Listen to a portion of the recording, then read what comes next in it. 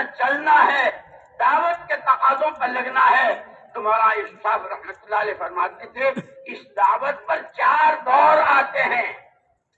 سب سے پہلے وجود دعوت، پھر وقفہ تربیت، پھر وقفہ نصرت، اور پھر اظہار فضلت۔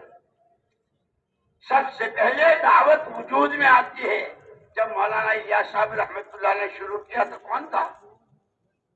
کسی کی سمجھ میں نہیں آ رہا تھا، بڑی مشکل سے، لیکن ایک حضرت مفتی کفایت اللہ صاحب نور اللہ مرقدہ ہندو پاک کے سب سے بڑے مفتی کہلاتے تھے، مولانا الیاس صاحب رحمۃ اللہ علیہ نے جب حج سے واپس آئے تو یہ پیش کیا کہ اس طریقے سے لوگ اپنے گھروں سے نکلیں، 3 دن کے لیے کھانا پینا اپنا ہو، خرچہ اپنا ہو، اور کسی کی کوئی بات کڑوی ہو تو اس کو برداشت کرے، اور یہ 6 نمبر، پہلا نمبر، دوسرا نمبر۔ جب یہ حضرت مفتی صاحب رحمۃ اللہ علیہ کے پاس، کیونکہ وہ سب سے بڑے مفتی تھے ہندو پاک کے، اور حضرت کو یہ تھا کہ اگر اس اللہ والے کی تائید ہوئی، اس لیے دوستو یاد رکھنا، جتنے چاہے 7 مہینے لگا لو، اور جتنے چاہے سالوں میں پھر لو، اور جتنے چاہے پرانے سے پرانے ہو جاؤ، علماء کرام سے مستغنی نہیں ہو سکتے۔ علماء کا دامن پکڑنا پڑے گا، ان سے پوچھنا پڑے گا، ایک ایک چیز، ایک ایک جزیہ معلوم کرنا پڑے گا۔ اور جب سچی طلب آتی ہے تو یا تو پہلے علماء طلبہ کو ڈھونڈنے جاتے تھے، اللہ کا شکر ہے اب طلبہ خود آ رہے ہیں، لوگ آ رہے ہیں، بڑی عمر کے بھی آ رہے ہیں، بچے بھی آ رہے ہیں۔ اس محنت کی عجیب چلتا پھرتا مدرسہ جس کو کہتے ہیں، اس وقت کسی کی سمجھ میں نہیں آتی۔ جب یہ سارا پڑھا تو حضرت مفتی صاحب رحمۃ اللہ نے فرمایا اسے کرے گا کون؟ 3 دن تک بیوی نہ بچے، کھانا نہ کمانا، اپنے ہاتھ سے اپنا پیسہ خرچ کرنا، اسے کرے گا کون؟ پہلا جواب یہ تھا، جس کے ساتھ بھیجا تھا وہ اس نے آ کر کے جواب دیا۔ مولانا الیاس صاحب رحمۃ اللہ علیہ پر بہت اثر، ایک اللہ والا ایسا عالم متبحر اس کی تائید کا تھا، وہ بھی یہی کہہ رہا ہے، اے اللہ، اے اللہ، اے اللہ، اندر سے نکل رہی، بہت مشکل سے ایک جماعت بنی، حضرت نے جیسے بنائی، اس جماعت کو بھیجا حضرت مفتی صاحب رحمۃ اللہ علیہ کے پاس، اور یوں کہا تھا دیکھو وہ بہت بڑے عالم ہیں، ادب کے ساتھ رہنا، اور تمہاری ملاقات پر پہلا جملہ جو ان کی زبان سے آوے وہ یاد رکھنا اور آ کے مجھے سنا دینا۔ جماعت گئی، دروازہ کھٹکھٹایا، حضرت مفتی صاحب گھر میں تھے، کون؟ مولانا محمد الیاس صاحب رحمۃ اللہ علیہ کی جماعت، بس اتنا سننا تھا۔ مولانا حضرت مفتی کفایت اللہ صاحب رحمۃ اللہ علیہ دروازہ کھولا اور بار بار یہی کہتے رہے، اب کوئی کیا کہے گا، اب کوئی کیا کہے گا، اب کوئی کیا کہے گا۔ وہ حضرت مفتی صاحب کی اپنی بات کا خود ہی جواب دے رہے کہ میں نے تو یوں کہا تھا نا، کرے گا کون؟ یہ کرنے والے تیار ہو رہے ہیں۔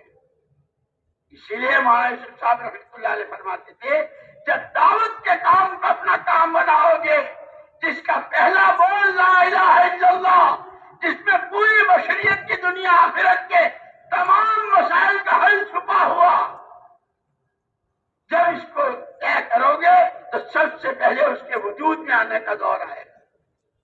کوئی سننے والا نہیں، جیسے حضور پر گزرے 13 سال مولانا الیاس صاحب رحمۃ اللہ علیہ، لیکن کیسے ہو؟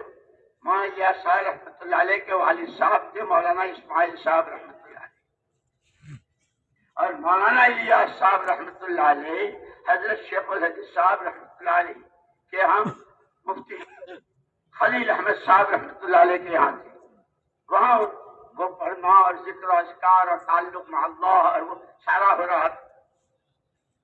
4 میواتی جا رہے تھے، یہ مولانا اسماعیل صاحب رحمۃ اللہ علیہ بہت بڑے بزرگ، اللہ کا تعلق، اسی لیے کہا نا دنیا ہتھیاروں سے ڈراتی ہے، اور ہم سے کیا کہا؟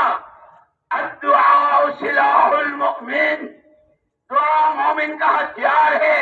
اچھی بات ہے، ابھی کہتا ہوں جیسے صحابہ کے بارے میں آتا ہے، ہمارے رات کے اندھیرے کے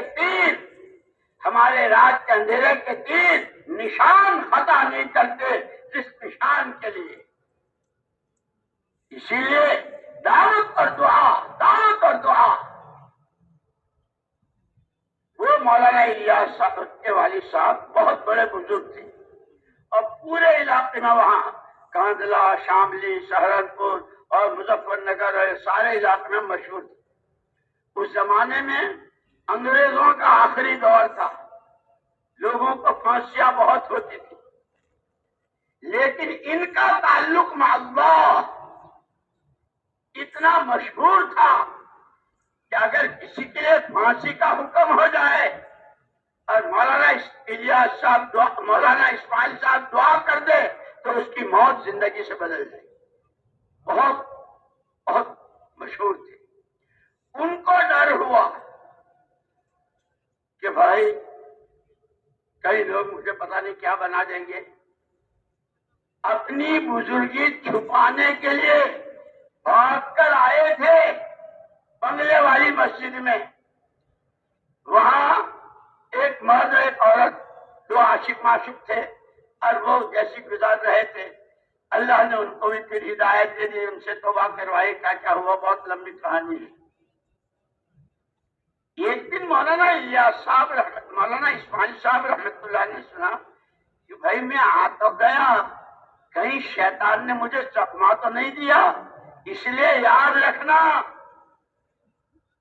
نفس و شیطان جیسے دشمن ہیں، ان کی مکاری، ان کی چالیں، یہ صرف اور صرف اتقوا فراست المؤمن فإنه ينظر بنور اللہ، فرمایا نبی صلی اللہ علیہ وسلم نے، مومن کی فراست سے ڈرتے رہو، وہ نور خدا سے دیکھتا ہے۔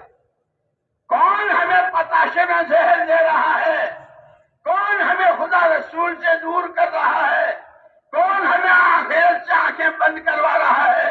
اور کون ہمیں کڑوی دوا پلا کر شرک خفی؟ حضور نے فرمایا ایک دفعہ حضرت صدیق اکبر رضی اللہ عنہ سے، ابو بکر میری امت میں شرک خفی ایسا چل رہا ہے جیسے اندھیری رات میں کالے پتھر پر کالی چونٹی چلتی ہے۔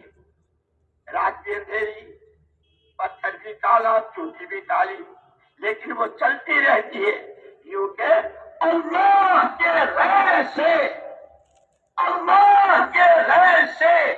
کسی طرح کی امید، کسی طرح سے اپنے مسئلے کے حل ہونے کا یقین، یہ شرک خفی ہے جس کو ہم دیمک کہتے ہیں۔ شکلیں بہت اچھی، کپڑے بہت اچھے، ماشاءاللہ نماز بھی ہے، روزہ بھی ہے، عمرہ اور حج بھی ہے، اندر ہی اندر وہ ایمان کی جڑ کو کھا رہا ہے۔ اس لیے لا الہ میں کہا اللہ کا غیر جس شکل میں ہو۔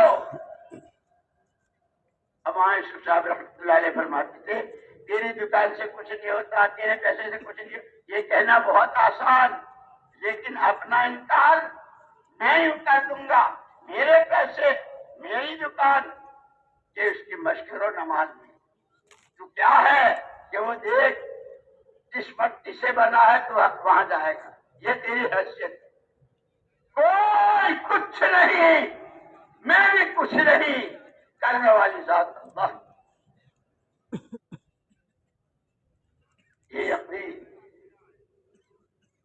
اسی لیے کہ شرک جلی پیسوں کو کوئی سیدھا نہیں کرتا، دکان کو کوئی سیدھا نہیں کرتا، عہدے کو، حکومت کو اور سرپنچی کو، جو بھی عہدے ہوتے ہیں، اس کو کوئی سجا نہیں کرتا، لیکن میرے سے میں یہ وہ شرک خفی ہے جو دماغ بڑے قیمتی پوشاکوں کو کیسے کمبل، کیسی شالیں، کیسے جو سوٹ کھا جاتے، کیونکہ ایسے ہی یہ شرک خفی اندر سے کھوکھلا نماز ہے لیکن نماز کھوکھلی ہے، ارے چلنا بھی ہے اور کھوکھلا ہے، 7 مہینے ہیں اور کھوکھلے ہیں، عمرہ اور حج ہے کھوکھلا ہے، اس لیے یوں کہا ایک ہے ایمان موجود جو ہمارے تمہارے پاس ہے، اور اصل ایمان مطلوب جو اللہ چاہتے ہیں، وَإِذَا قِيلَ لَهُمْ آمِنُوا كَمَا آمَنَ النَّاسُ۔ وہ ناس کون تھے؟ وہ صحابہ جو یوں کہتے ہیں تعلمنا الایمان ثم تعلمنا پہلے ایمان سیکھا، اور ان کی تربیت حضور پاک صلی اللہ علیہ وسلم نے فرمائی۔